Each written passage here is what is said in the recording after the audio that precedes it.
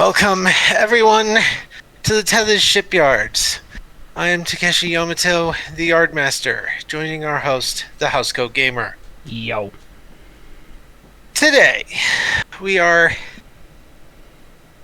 in honor of the Odyssey class being officially canonized in the latest Picard trailer. As of the time of this recording, remember this is time delayed by several weeks. Yeah.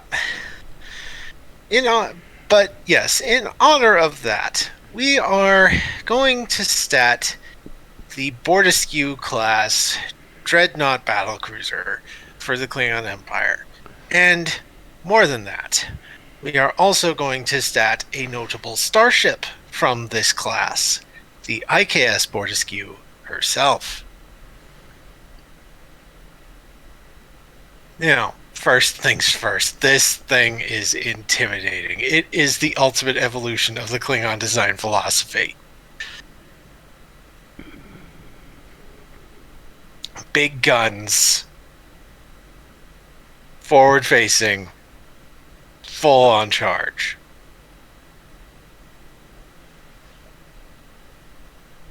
Now, in the game, this thing is... It's big, it's beefy, it's honestly kind of slow, but, well, slow turning, but it works. Now, let us stat this thing. Obviously, we start with a entered service date for the class of 2409. Because, well, this is the Klingon counterpart to the Audi, and the Audi properly launched in 2409. Now, this gives us 60 points to work with. We will add another 3 because, like the Audi, this is also going to be a Scale 7 starship. So this gives us 63 points to work with. Let's see. Now, first things first. Right now, we have our data figured out. We have our system point values figured out. So now we need to figure out we need to figure out distribution of those system points.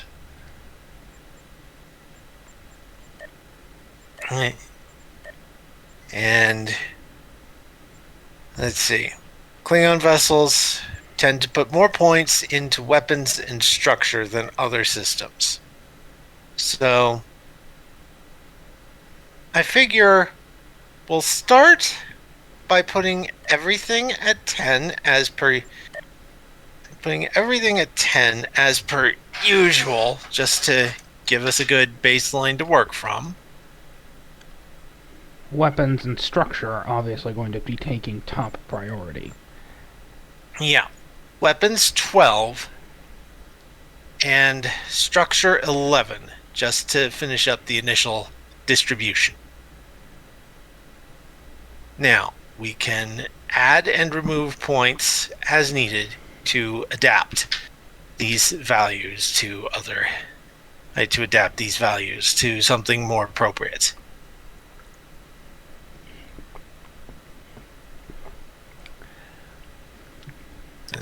Computers are going to be utter crap. I think everybody realizes that by now. I hate to play into the Klingon stereotype of they suck at computer science, but let's be honest. They do. Yeah. They focus more on guns than, well... Yeah. So, I think we'll go ahead and drop computers all the way down to 8. That frees up another point to put into structure, making that 12, and 1 extra point. Pretty sure this thing isn't exactly a sensors powerhouse. Yeah. We'll drop sensors down to 9, so that gives us 2 points. I suppose that's I suppose that's a bit of a problem. Yeah. We have so many points to put into things, but more things to take away. This thing is less maneuverable than the Audi. And due to the rather retarded statting system of Star Trek Adventures, they don't have a separate maneuverability, sublight and warp maneuverability. This thing has insane power generation. Yeah. But the propulsion stat is going to be lower, because sublight has to be taken into account. Yeah. The Audi... And just to compare, the Odyssey has comms 11, computers 11, engines 10, sensors 10, structure 11, and weapons 10. Nice even stat spread. Obviously, the board's not going to have that.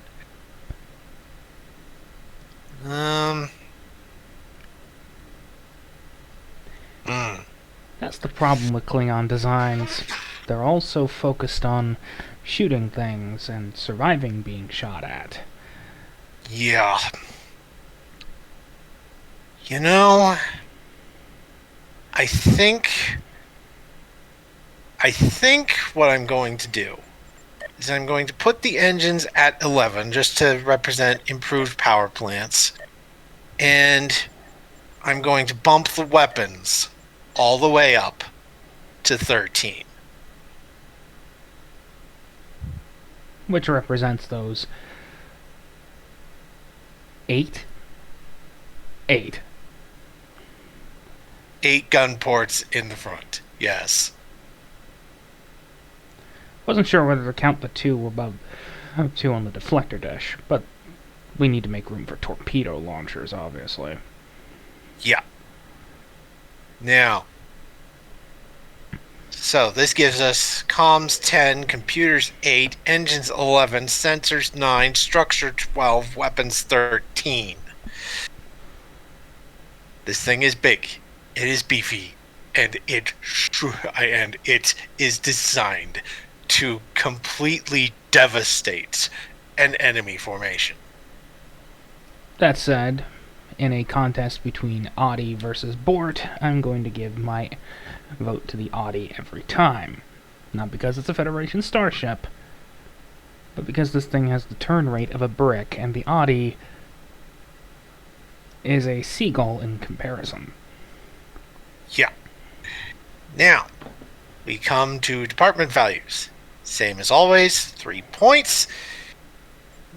Same as always, 3 points. Can put into the system. I cannot put more than 3 points into any one department. But apart from that... Security and command. Alright. This is a Klingon ship, remember? Yeah. And as the flagship of any formation... Yeah, we'll put 1 point into security, 2 points into command.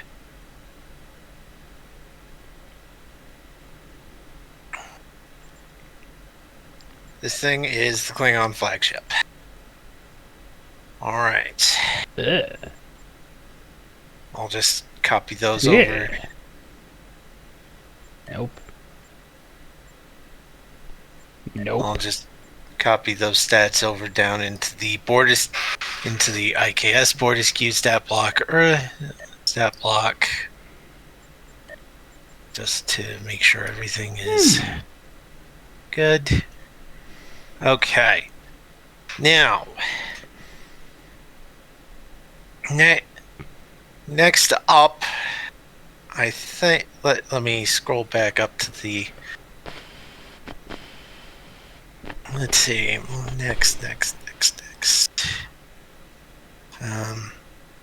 Okay. Creating starships. System points, department points. Okay, next up is talents. It has a cloaking device, but not a great cloaking device. Yeah, we'll give this thing cloaking device. cloaking device. We will also give it command ship. This is the Klingon flagship, so it's meant to have. So command ship. This is basically the ultimate flagship design, so it's meant. So command ship makes sense. And we'll give this thing secondary reactors just to give it even more power. We're gonna have to deal with that thing on the back. Oh yeah, that'll be a special rule like it is in the Odyssey with the Aquarius. In fact, I might just copy paste directly from the Odyssey page into my doc and adjust the text as needed. So secondary reactors. Let's see, how many talents did the Odyssey have? How many talents does the Odyssey space frame have? Come on.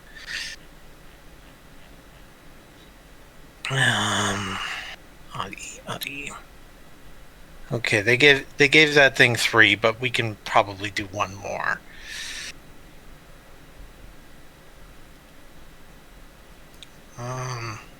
So cloaking device, command ship, secondary reactors.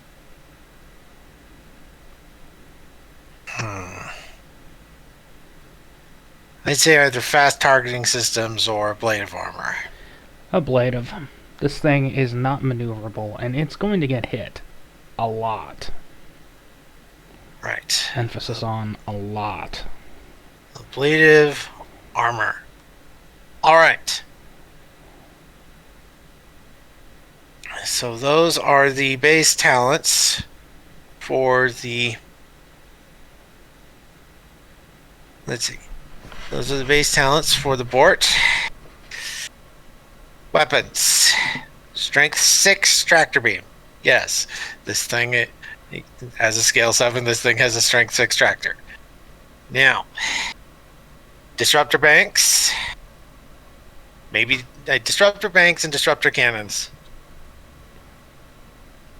I don't know if we want to give it disruptor arrays as well. Just give it all 3. Might as well. This is the largest, most heavily armed warship the Klingon Empire has ever produced. Yeah, disruptor arrays, disruptor banks, disruptor cannons. Now, for torpedo weapons, let's give this thing quantum torpedoes. Maximum bang for your buck. I wouldn't say that. Right, fair enough. But Klingon ships and STO, especially the higher rank ones, seem to deploy transphasic torpedoes. Maybe. Good point.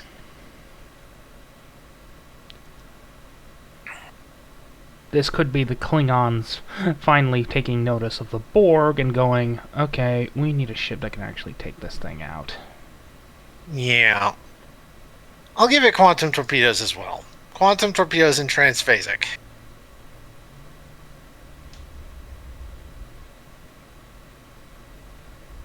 Quantum torpedoes, transphasic torpedoes. Okay, we're good. Okay. Weapons are good to go. At least baseline. GM, I wouldn't be surprised if Modifius Entertainment does a Klingon source book with a different type of stat block, but for now, this is what we're going with. Anyway, traits and special rules. So traits are the descriptors. Klingon starship, and we'll also give this thing top of the line 2409. Top of the line 2409.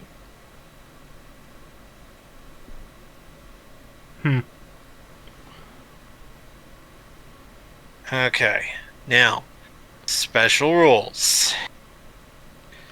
Special rules.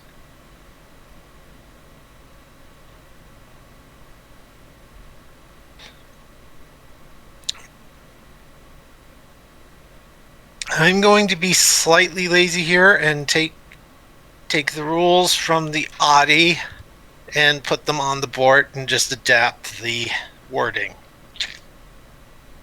To be perfectly honest, the Bortasqu is just a clone of the Audi in several ways. Yep. So the difference is, it doesn't have a saucer to separate. Yeah. So I will paste them in, and then we will, and then start making adjustments, and I will read things out. So, okay. Put this at Times New Roman 11. Alright, and text black, no highlight. Okay, starters, additional, first we have an additional propulsion. First rule is additional propulsion system, quantum slipstream burst drive. I figure that the Federation, that the Klingons have quantum slipstream just like the Feds do. They managed to acquire it after Voyager. After all, the Klingon Federation Alliance has been reinstituted. The Dominion can go burn. Yep. Now, the other special rule that the Audi has is Aquarius Escort. The Aquarius Escort is a small starship about the size of a Defiant-class ship embedded in a docking slip at the aft of the Odyssey class. The Aquarius is an independent starship and can travel at warp, though its endurance is relatively limited, and it is not designed to go on extended missions without frequent resupply. When deployed, the Aquarius can be an NPC ally starship, or can be commanded by a player at the Game Master's discretion. The Aquarius uses the stats of a Defiant-class starship, but cannot have a cloaking device. When docked, the Aquarius's power and defensive systems supplement that of the mothership, and so when deployed, the scale of the Odyssey-class ship, and all derived stats except for its number of talents, is reduced from 7 to 6. So, yeah, that's the Aquarius for the Audi. For the Bort, we change that to the bird of prey. Do you have to? Hey. Alright. Housecoat. You don't need to scream it. I actually saw... I was doing a project with a friend on the Continuing Mission blog that we were statting Klingon starships, and he actually did some research into Klingon phonetics for this bird of prey, and it's a name you're supposed to scream.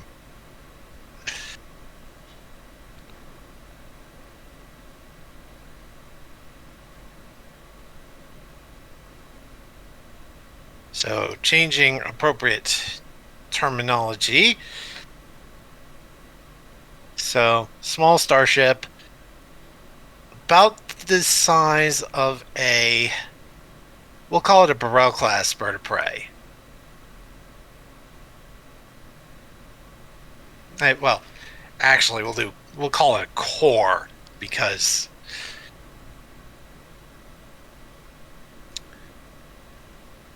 the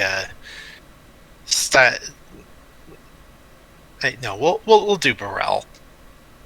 A Burrell class bird of prey embedded in a docking slip at the aft of the Bortasqu class.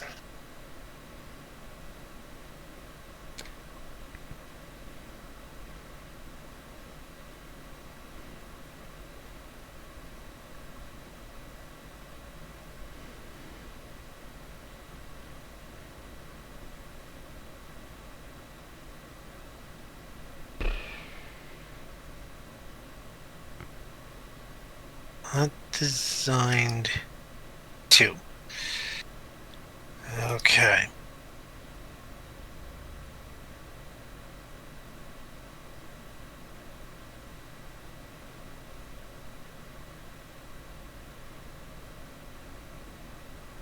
Game Master's discretion.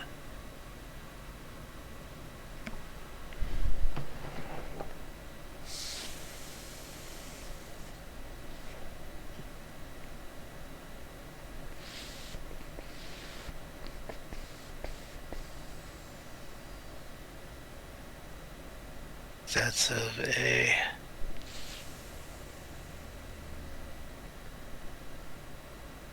Burrell class bird of prey. Docked.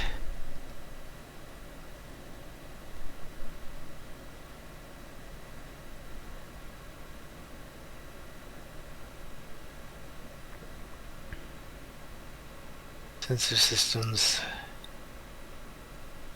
Avoid the scale of the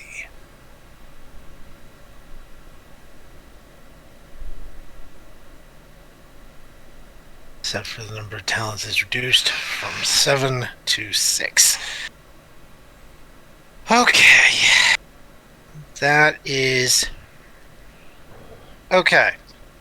I've adjusted the wording appropriately, replacing Aquarius with Chosh and other Odyssey with Bortasqu and other equivalent things. So that's pretty much it for the Bort for the Bort as a class. Now let us work on the IKS Bortasqu. One of the many ships to take on the name of the Klingon flagship, Bortasqu, starting with the original IKS Bortasqu, as far as we know, back in the 2150s, under the command of Duras. Yeah. Yeah. Okay. Yeah, no wonder no wonder the House of Duras hates the Federation so much. Archer. Yeah. Okay. Talents. Then there's the IKS Bortasqu of Gowron, which he then traded up for the IKS Overcompensation. Yeah.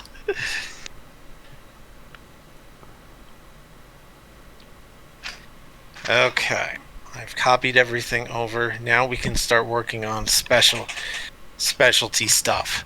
First thing we need to do is figure out a mission profile.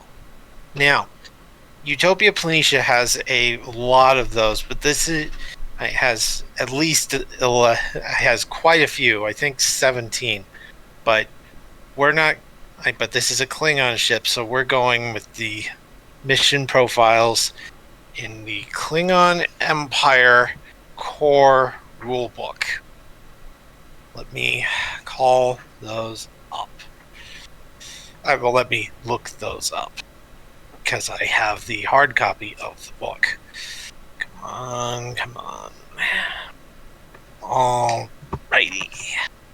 Okay, here we go. There are 7 here. Crisis Response and Interception, Multi-Role Battlecruiser, Intelligence and Reconnaissance Operations, Scientific and Survey Operations, Strategic and Diplomatic Operations, Warship, and House Guard. Do we really need to bother? Yeah, well, I'd say Klingon ship.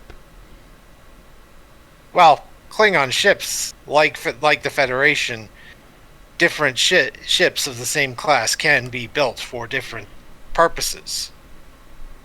We will give this thing strategic and diplomatic operations, being, well, the Klingon flagship.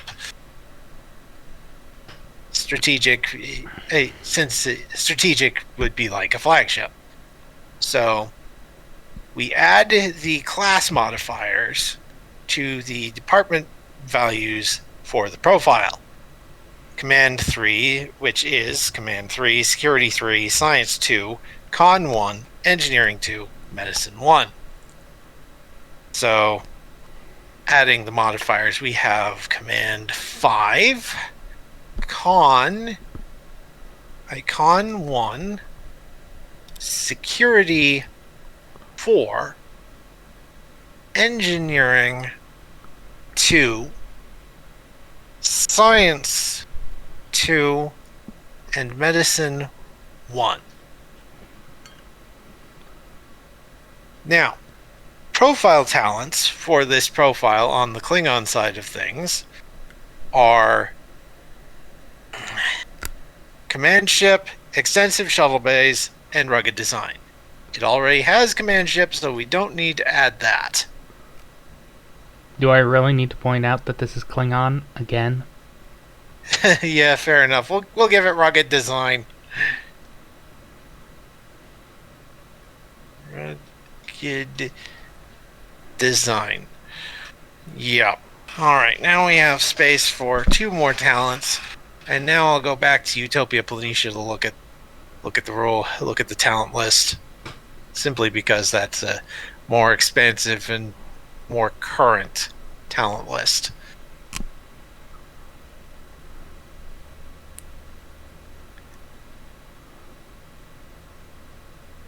Alright. Let's give this thing advanced shields. Especially considering its size, its design era, and the fact that right up until the stupidity that was the Undine, which may or may not occur in Picard. Yeah. And let's be honest. The boys from CBS are taking so much from Picard. I would not be surprised if they just went, screw it. We're just going to adapt STO because STO works, and if we don't, the fans are going to kill us. Yeah. Okay.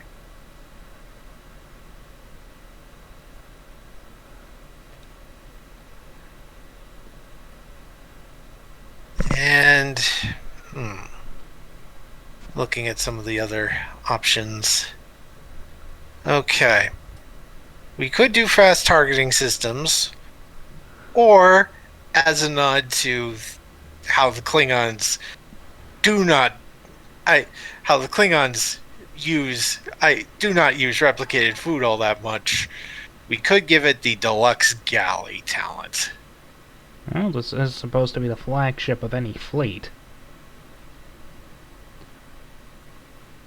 Yeah. Though deluxe is. That's the name of the talent. I'll read the description.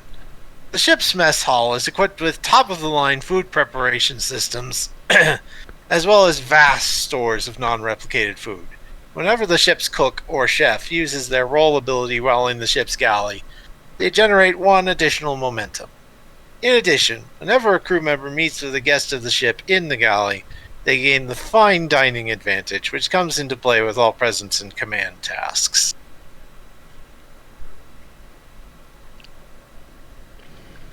Then there's fast targeting systems, which would work for a Klingon ship. Ships' targeting systems can lock weapons on target much faster and more accurately than other ships of its class, giving it an edge in battle. Ship does not suffer the normal difficulty increase for targeting a specific system on the enemy ship.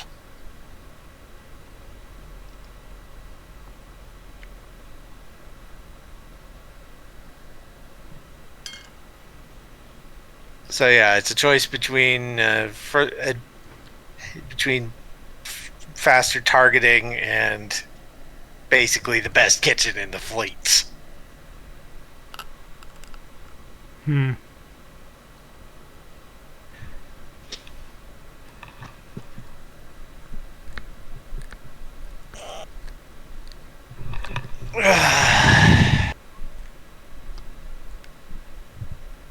We'll do fast targeting systems.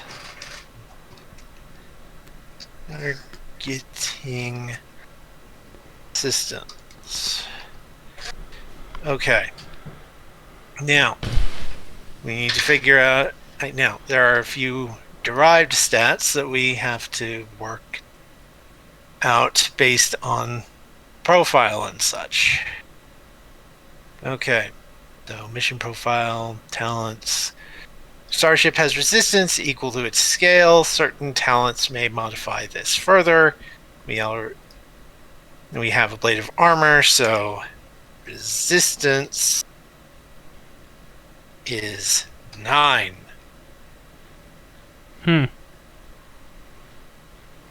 This thing can soak a lot of punishment. Of course it can absorb a great deal of punishment. Yep.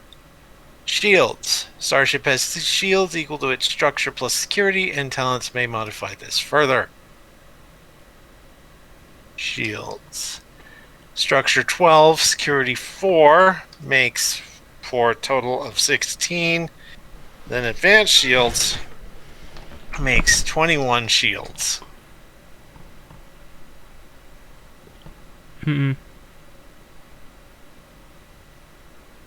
Power.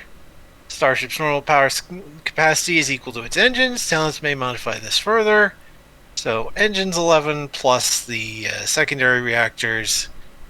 Power 16.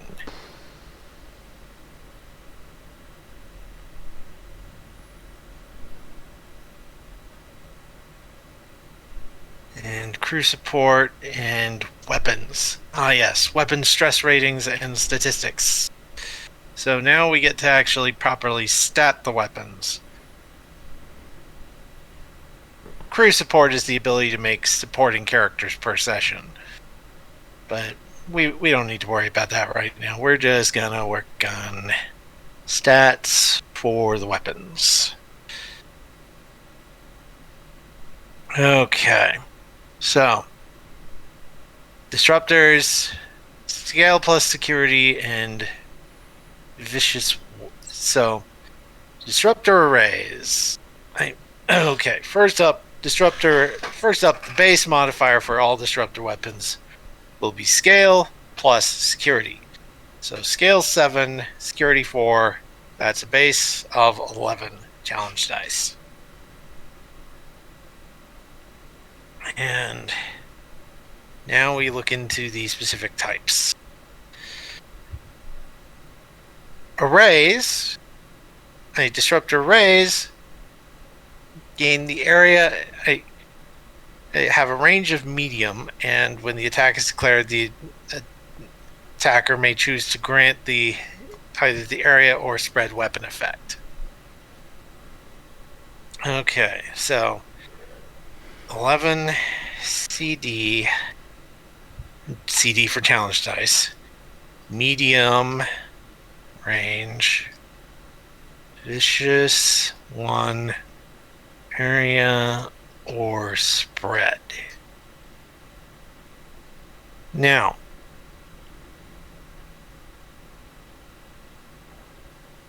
we will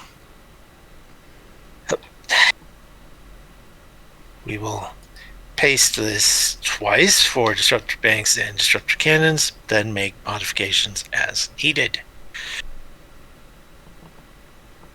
So, disruptor banks, range of medium, and increase the weapon stress rating by 1. So that boosts it to 12 challenge dice.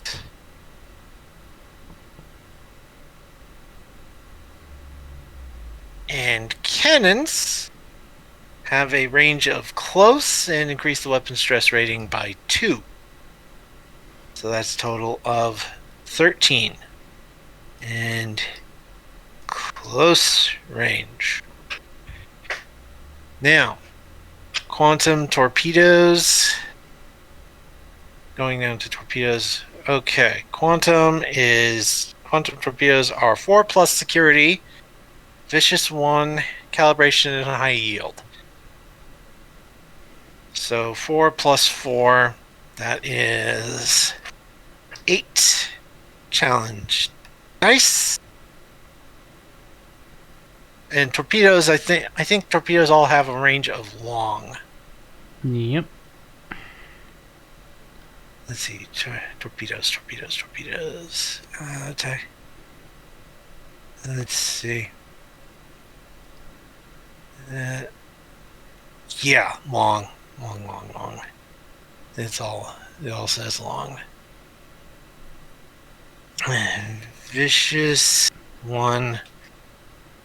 Calibration. High yield.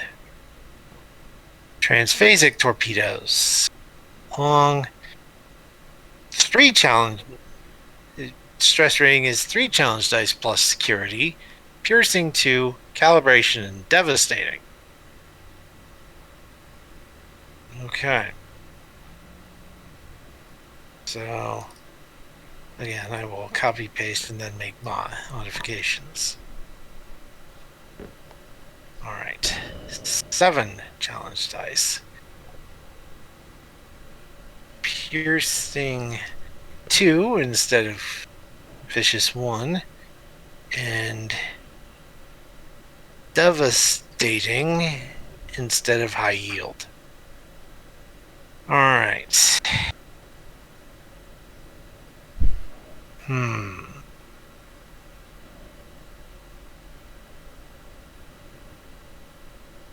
Actually, I think we could probably use one more special rule for the class as a whole, in addition to adding it to the Bortasqu itself. And that is that giant disruptor autocannon on the bow. All those barrels. Disruptor autocannon. Technically, it's just a console for the tactical version, but I figure it's something that could use stats. So, this is basically like a special attack. And as it's like a Gatling cannon, I think you should have the ability to basically just add more damage, like doubling or tripling your damage values. This might be broken, but broken in the overpowered way, but it makes sense. It might be overpowered and broken, but not only is it available, there is a slight problem with it.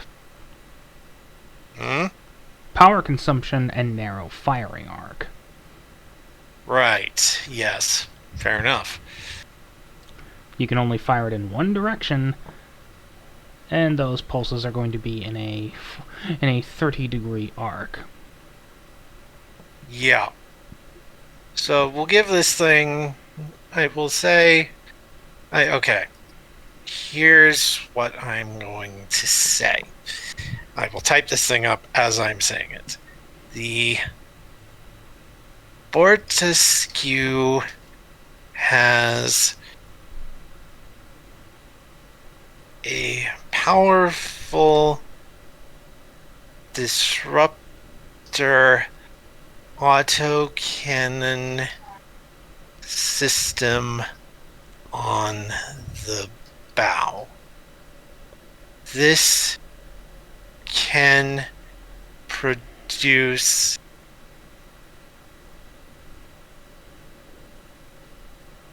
devastating firepower with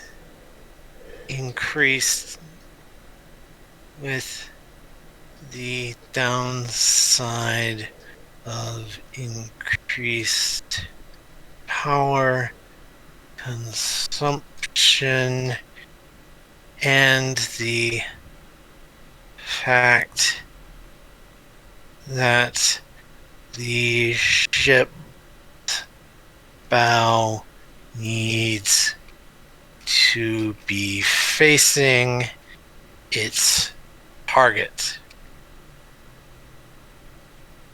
When attacking with disruptor cannons,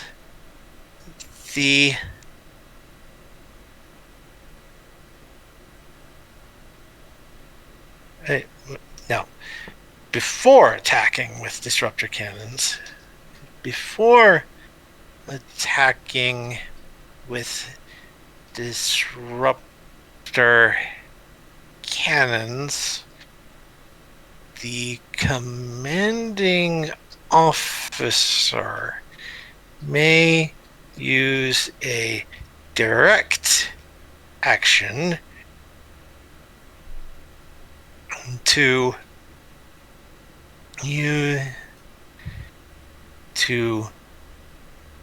authorize use of the autocannon system. This costs, we'll say, 6 power. This costs 6 power.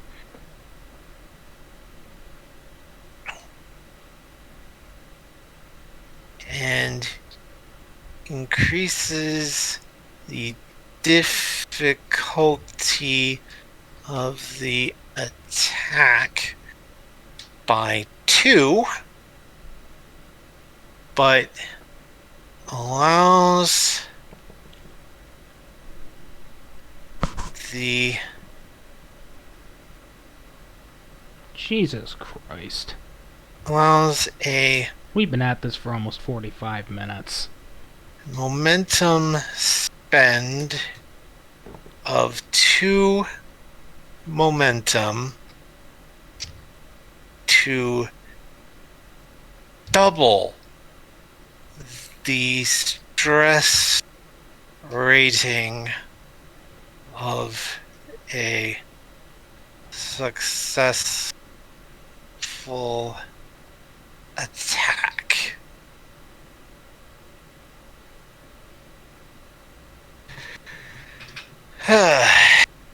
We 45 minutes. Wow.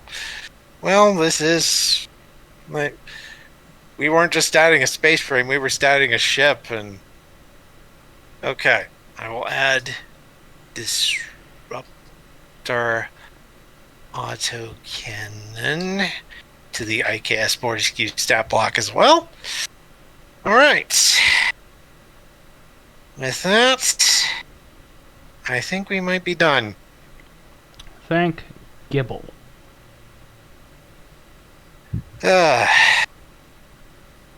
This was... This was definitely one of our more intensive projects. Simply because not only did we have to stat the class of ship, but we statted a hero ship as well to go with it. Still, it's worth it. The Bortasqu class is the most powerful starship that the Klingon Empire has to offer. And the IKS Bortasqu is the pride of the Empire. Its captain, on the other hand, is another story. Yeah, Captain Corin has had issues. She started out as stereotypical idiot Klingon. She has not done much improvement since then. Yeah. And honestly, she should have been better. I mean, she's the daughter of Grilka. And potentially Worf. We're not told if she's adopted, if she's... Yeah, we're not told of her parentage, but yeah, according to STO lore, Worf married Grilka sometime in the intervening years.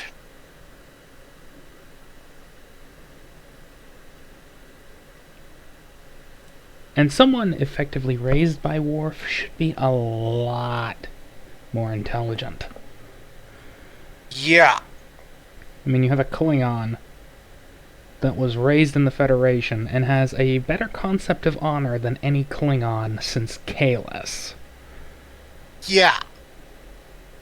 And... not to mention far more intelligent than most Klingons. Yeah. Speaking of Worf's kids, though, I think he might technically have another one. I'm not entirely sure, but I think the guy in charge of the Task Force Omega stuff, Devak. That's Alexander's kid. Ah, so he's Worf's grandson. Yep. Wow. Well, goes to show. Yeah. But yeah. The ship is impressive. Its captain has her issues. But this is still one of the biggest. But yeah, this is the biggest boat the Klingon Empire has ever fielded. Only some of their carrier designs come close. And even then, they're not as heavily armed. Yeah, because this thing is, as I have stated, a Dreadnought battlecruiser. And seriously, this thing needs a legendary version. Stats! Cryptic, please, for the love of all that is holy, get on that thing! It's not as though the Klingons don't need it. They do. Yeah, they need it desperately. I mean, they only have 3 legendary starships so far. The Bird of Prey, the Vorcha, and the D7, Katinga, etc. They need a legendary Nagvar, and they need a legendary Bort. Hell, throw in the D5 if you want. Yeah. At least then it would give people an excuse to start using the Kobayashi Maru alt skin. Yep. At any rate, I believe that's an end to this. Yep. As usual, when it comes time to air, I will provide a doc link for Ron to put in the description. That way you can look this up and use it for yourself, or make adjustment or suggest adjustments and revisions. And leave them in the comments. Because seriously, I don't have too much. I'm still working. I'm working the best I can on this thing, but I do not proclaim myself an expert. There are other people, especially on the Continuing Mission blog, that are much better at working ship design than I am.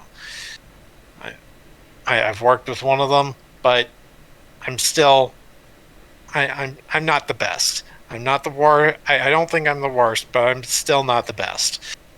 And any revisions or suggestions that people can give would be more than welcomed, especially with this thing.